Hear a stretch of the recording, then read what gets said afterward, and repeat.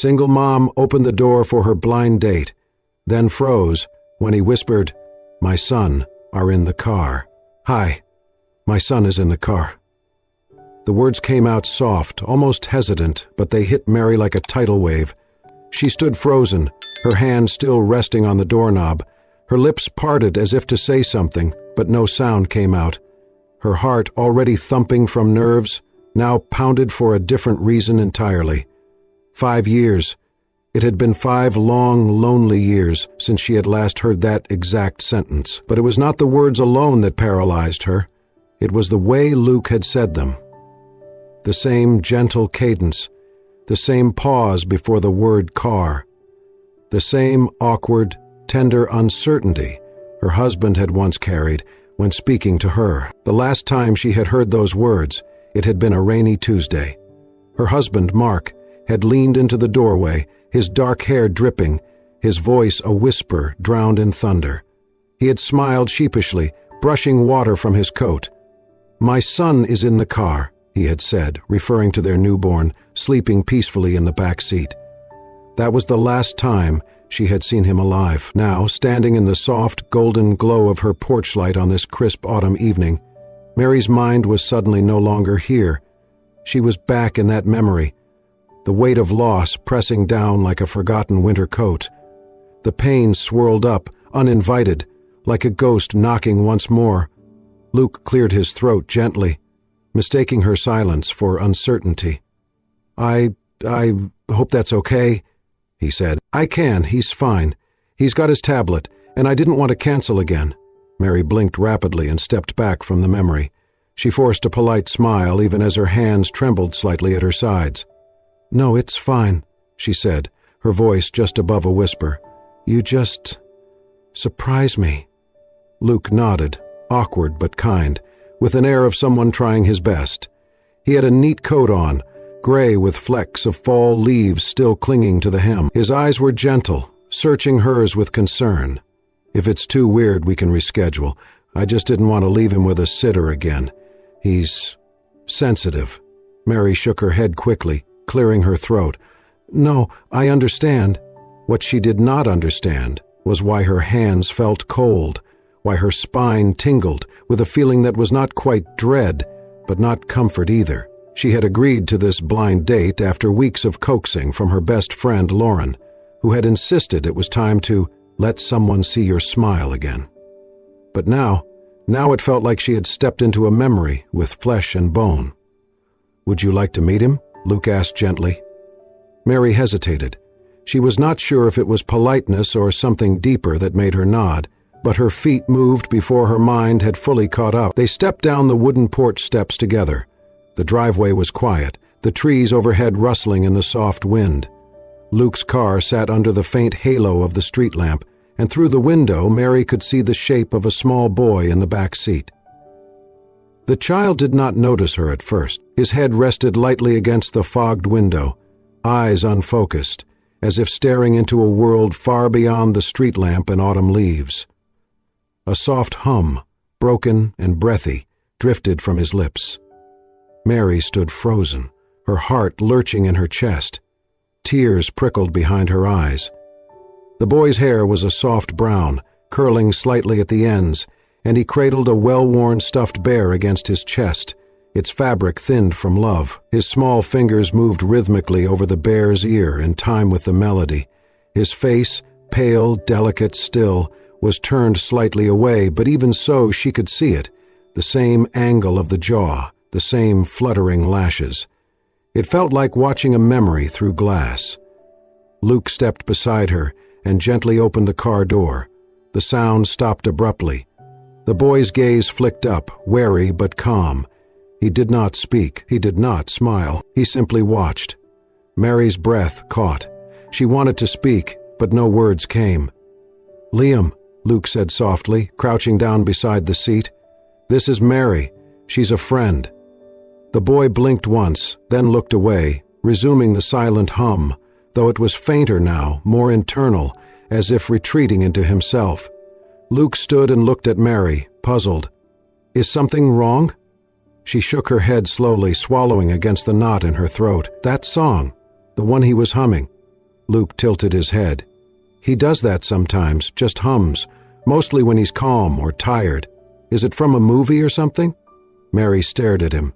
No, it's not from a movie. It's something very personal. Luke's brow furrowed, but he did not press. Would you like to come inside? She asked, her voice barely steady. Luke nodded. Are you sure? No, she said, but I think I need to. She led the way, her mind spinning. Each step felt surreal, like moving through someone else's life. Liam followed behind Luke, small steps measured and precise. He clutched the bear to his chest and glanced at the house without curiosity, as if he had already been there in a dream. Inside, the warm lighting cast soft shadows across the wooden floors. The faint scent of cinnamon still lingered from the candle she had lit earlier.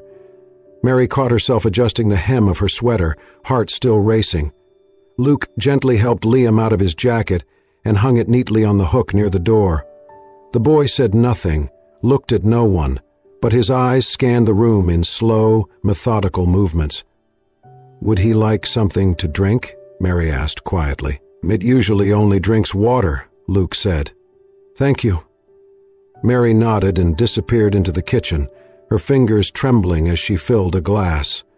When she returned, Luke was guiding Liam into the living room, motioning him toward the couch. But the boy did not sit. Instead, he turned away from them both. He walked. Small, quiet steps carried him across the room, past the bookshelf, past the framed photo of Mary and her late husband on their wedding day, past the coffee table, the floor lamp, the fireplace, straight to the piano. Mary stopped breathing. It was an old upright, its black lacquer slightly dulled with age. She had not touched it in months. Years, maybe. It had belonged to her grandmother, passed down like a family secret.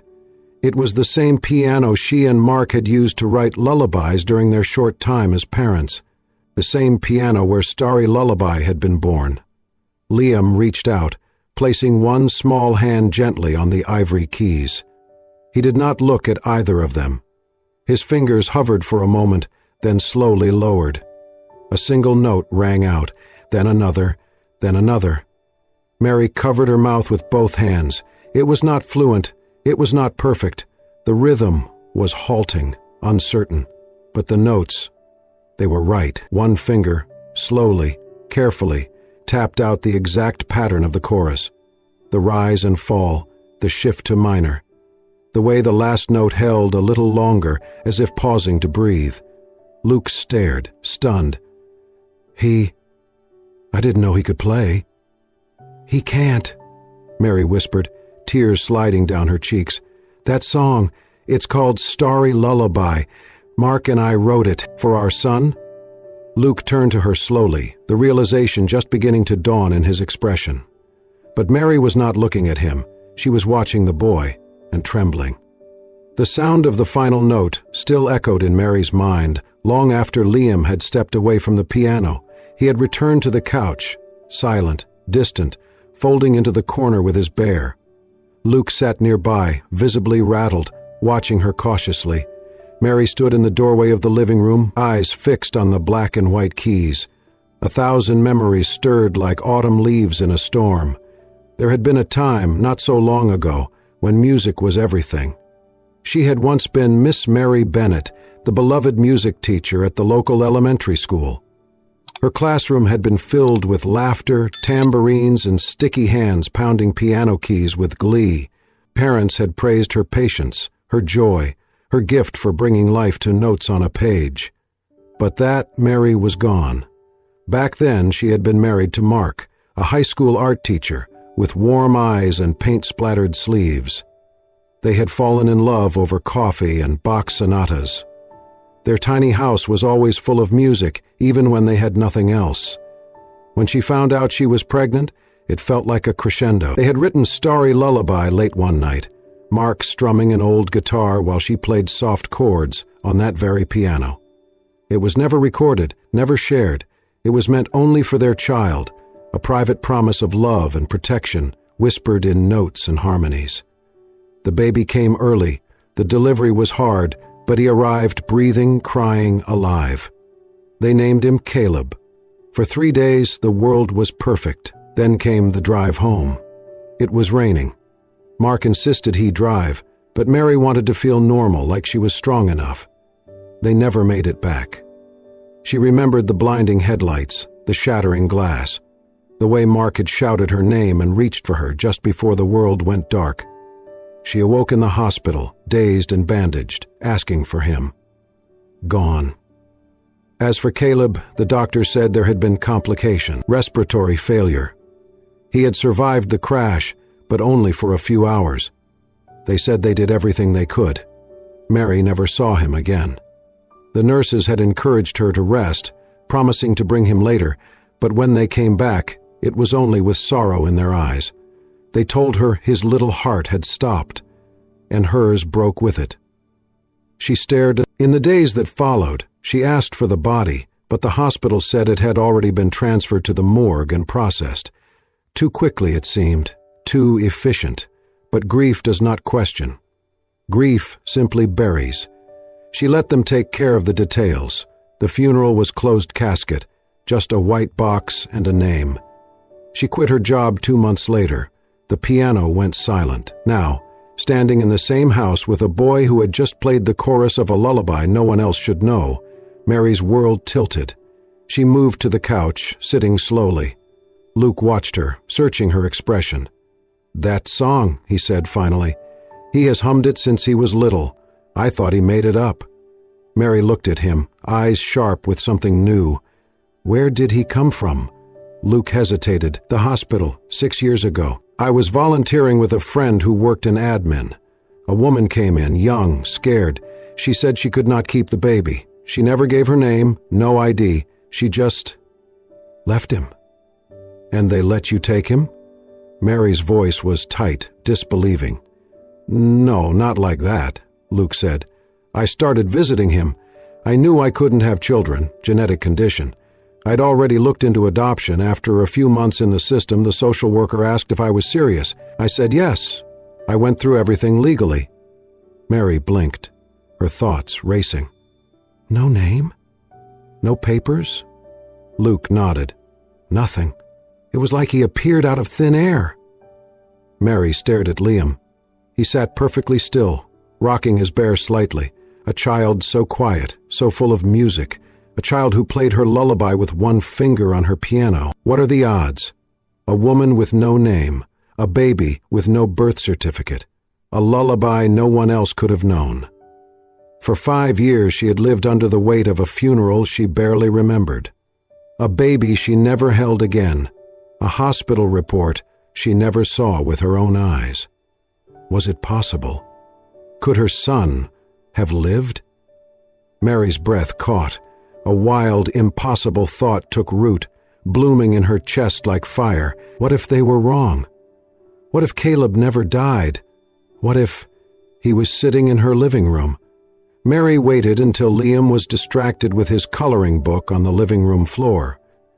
Luke had stepped outside to take a phone call, and the afternoon sunlight poured in through the tall windows, painting golden stripes across the carpet. Her hands trembled slightly as she reached down and picked up the small brush resting beside the couch, one of the soft ones Liam used for his stuffed bear's fur.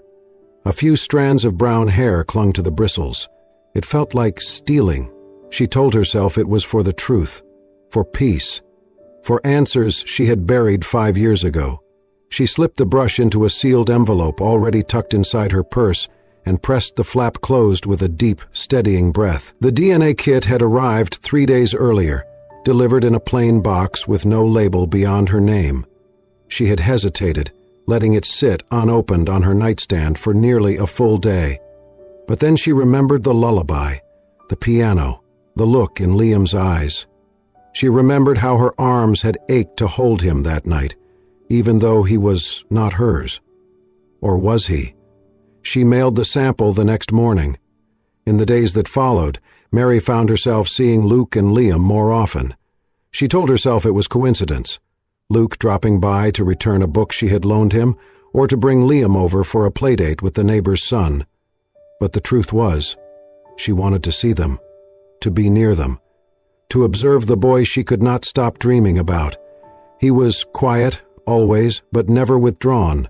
There was a gentleness to him, a strange attentiveness, like he noticed things most children ignored. He never asked for much. He never made demands. When he smiled, it was small and fleeting, like sunlight slipping through clouds. And Luke was kind, unassuming. He never asked Mary to explain her reactions that first night. He never pressed her to define the strange tension between them. Instead, he simply showed up, and, more than once, stayed to help. One afternoon, Mary came home from the grocery store to find Luke in her front yard with a toolbox in hand. He was kneeling beside her old upright piano, which she had dragged onto the porch years ago when it stopped working, unable to bear the thought of throwing it away. "What are you doing?" she asked, startled. Luke smiled sheepishly, wiping sweat from his brow. "I found a video online about restoring antique pianos. Thought I'd give it a try." She blinked. "Why?" He shrugged. "You looked like you missed it." She opened her mouth, but no words came. No one had ever done something like that for her, not since Mark. By the time he finished, the keys no longer stuck, the lid lifted without creaking, and the sound, though far from perfect, was alive again. When she touched the keys that night, her fingers shook, but the notes rang out clean. He had given her music back.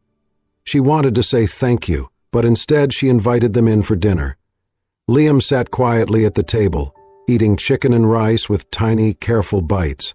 When Mary offered him a second helping, he looked at her with wide eyes and nodded. Later that evening, as she washed the dishes, she caught her reflection in the kitchen window. Her cheeks were flushed. Her heart felt full. But then came the whisper of fear. What if the results came back positive? What if Liam was hers? Could she take him away from the only father he had ever known? The thought tore at her. She had lost her son once, horribly, tragically, and now the chance to reclaim him felt like a miracle. But it came with a price. Luke had raised Liam, loved him, protected him. He was not just a placeholder, he was a parent. Mary dried her hands slowly, watching the silhouettes of Luke and Liam playing with blocks on the living room rug. They looked like a family. She stepped closer, her hand resting on the edge of the doorway. And yet, in the depth of her chest, something stirred. A longing, fierce and primal, stitched with guilt. Could she love Liam as his mother, without breaking his heart to do so? The answer, she feared, was not simple. The envelope arrived on a quiet Thursday morning, plain and unassuming. Mary's fingers trembled as she sliced it open. Her breath caught somewhere between hope and terror. She read the first line once, then again, then a third time. Her knees gave out and she sank to the floor. Probability of maternity, 99%. Liam was her son. Her son. The air left her lungs in a single, broken sob. She pressed the paper against her chest and wept, harder than she had in years. The sound came from somewhere deep, a place untouched since the funeral she barely remembered. She wept for the years lost, for the lullabies left unsung, for the first steps she never saw, the birthdays she missed, the pain, the joy, the everything. When she finally stood, her heart was a fragile glass barely held together. She called Luke. His voice was steady at first, then disoriented. "Are you sure?" he asked, sitting across from her that evening, the envelope unfolded on the table between them. "I am," Mary said, wiping her eyes. "I sent it to 2 labs, same result." Luke stared at the paper, his brow furrowed, lips parted in disbelief. This is impossible. You're the Mary I matched with through the app. And Liam is your son?" She nodded, unable to speak. He looked away, eyes filling with something unspoken, grief maybe, or awe. "I always knew he wasn't mine. I mean, biologically, but I never imagined—" He trailed off, shaking his head. "Of all the people in the world." They sat in silence for a long time, the weight of the moment anchoring them both. Eventually, Mary said, "I want to know what happened. I need to understand how this could have happened." Luke nodded. "Then let's find out." Together, they dug through the archives, old files, hospital contacts, everything they could legally request. Most doors remained closed, but a retired nurse from the maternity ward agreed to speak with them. It was she who told them about Elise Hartley, a woman who had worked the night shift 6 years earlier. Elise had lost her own infant son shortly before that shift, but returned to work days later.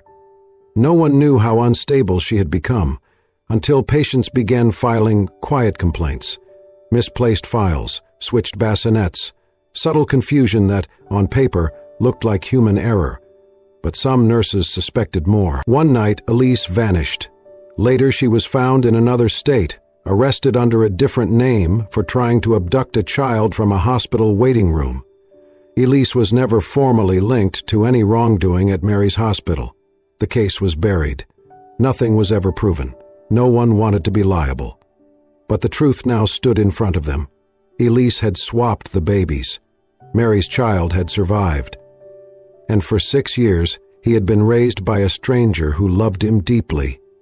She could not decide whether to scream or collapse. That night, Mary asked Luke if she could spend time alone with Liam. Luke agreed. She took Liam for a quiet walk through the neighborhood. The leaves had started to fall in bursts of gold and orange. He held her hand without prompting, his small fingers cool and still. She did not say much, neither did he. When they returned, Mary sat on the couch and opened a photo album from the drawer. Pictures of her and Mark, her pregnancy, the nursery. Liam wandered over slowly, curious. She pointed to a photo of Mark holding a tiny bundle in his arms. "That was your dad," she said softly. Liam stared. She turned the page. A picture of her, radiant in a hospital gown, holding a newborn against her chest. "That's you," she whispered. "That's the day I met you." Liam reached out and touched the page with one small finger. Then he looked up at her, eyes wide, glassy, and then his lips parted. A whisper, so faint she almost missed it. "Mama." Mary's hands flew to her mouth, her chest shattered all over again.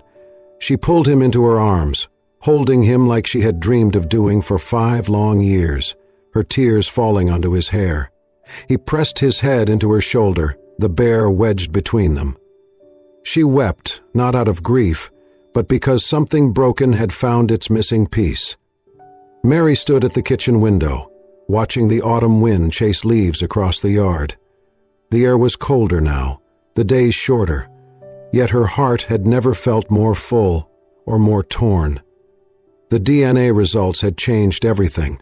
What had once been a quiet, strange connection had become something undeniable, powerful, and irreversible. Liam was her son, her blood, her child who had been lost and now was found. But what did that make Luke? She could not stop thinking of how gently he brushed Liam's hair behind his ear, how he kept the boy's favorite bear patched and clean, how Liam relaxed when Luke entered a room. Luke was not just a caretaker, he was a father. Now Mary had to choose. She had spoken to lawyers, the law was clear. With the DNA match and Liam's birth certificate finally confirmed as altered, she could petition for full legal custody and likely win. But would that be justice? That morning, Luke had arrived quietly, as usual. He handed Mary a small bag of Liam's things, extra socks, a drawing he had done, a bag of cereal Liam liked. Then he looked down, hands deep in his coat pockets. "I think it's time," he said. Mary's chest tightened. "Time for what?" "For me to step back," Luke said. "He's your son, Mary. You deserve to raise him. I was just holding a place." "No," she said, shaking her head. "You were raising him." Luke offered a small, broken smile. "I think I always knew there'd be a day like this. I just never imagined it would come like this." He looked toward the living room, where Liam sat quietly coloring on the rug. "He deserves the mother who sang that lullaby," Luke said. "He deserves his beginning." Mary's throat burned. Luke turned, preparing to leave. He walked slowly toward the front door, his steps heavy, like each footfall weighed 100 pounds. Mary stood frozen, torn between gratitude and panic. Then it happened. Liam looked up and saw Luke walking away. He dropped his crayons, scrambled to his feet, and ran. "Dad!" he cried. The sound stopped both adults cold. Luke turned, stunned. It was the first time Liam had ever called him anything close to Dad. The first time the boy had said a word with that much force, that much pain. Liam ran to him, wrapped his arms around his leg, and began to cry. Mary had never seen him cry like that, not even when he scraped his knee or had a bad dream. This was raw, real, a child's heartbreak in its purest form. She could not breathe. Luke knelt down, arms around the boy, whispering something Mary could not hear. She stepped forward, her voice shaking. "Stop." Luke looked up, his eyes red. "I can't do this," Mary said, tears brimming. "I can't take him away from you." "You are his mother," Luke said. "And you are his father," she replied. Luke stared at her. She continued, voice stronger now. "I lost him once. I am not going to lose him again. But I'm not going to make him lose you either." Liam looked between them, his small face wet, confused. Mary knelt beside them, reaching out. "We'll figure this out. Together. He doesn't need one of us, he needs both." Luke hesitated. "You mean—" "I mean, stay," she whispered. "Not because it is easy, not because it is normal, but because it is right." Luke looked at her, his expression unreadable. Then slowly he nodded. Mary reached for Liam, and Luke helped guide the boy into her arms. She held him close, pressing her cheek to his soft curls. Luke rested a hand on Liam's back. They sat like that for a long time, one broken family quietly beginning to heal. Their mornings had become a little chaotic, a little messy, and absolutely beautiful. Liam now woke up to the scent of toast and the sound of Mary humming in the kitchen. He would wander in sleepy-eyed, his bear tucked under one arm, and find Luke already making coffee while Mary packed a lunchbox with carrot sticks cut into tiny stars. It was not a perfect household. Dishes sometimes piled up. Luke occasionally forgot which day was library day. Mary once burned an entire tray of muffins because Liam asked her a question and she started crying mid-sentence. From joy, but it was theirs. The living room was no longer a quiet, haunted space. It buzzed with Lego towers, stacks of picture books, and tiny socks left under the couch. The piano, once untouched, was now part of the daily rhythm. Liam gravitated to it with a strange instinct, pressing keys, softly at first, then more confidently as the days went on. Mary, after months of hesitation, had finally applied to return to teaching. When the school board saw her resume and the letter she had written explaining her absence, they welcomed her back without question. She started teaching part-time, afternoons filled with shy voices and off-key recorders. It felt like breathing again. Liam began attending a center that specialized in working with children on the autism spectrum. The staff there, patient, warm, and endlessly creative, helped him communicate in new ways. He still did not speak much, but when he did, it was purposeful, meaningful. And sometimes he would hum always the same song, Starry Lullaby. Luke and Mary found themselves growing closer, not through grand romantic gestures, but through everyday quiet kindness. He would bring her tea when she stayed up late writing lesson plans. She would leave notes in his work bag, reminding him he was not alone. They never forced what they were becoming.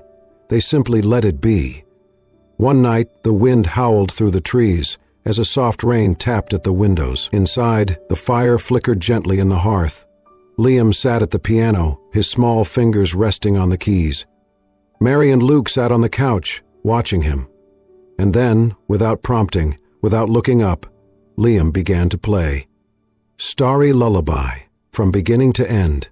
His hands, once timid, now moved with confidence, almost reverence. The melody was clear, achingly familiar, each note landing like a drop of light. Mary pressed a hand to her mouth. Luke reached for her other hand and she let him.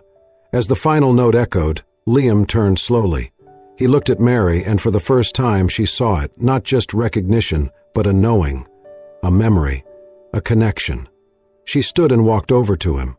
He slid to the side of the bench, making room. Mary sat. He placed her hand on the keys.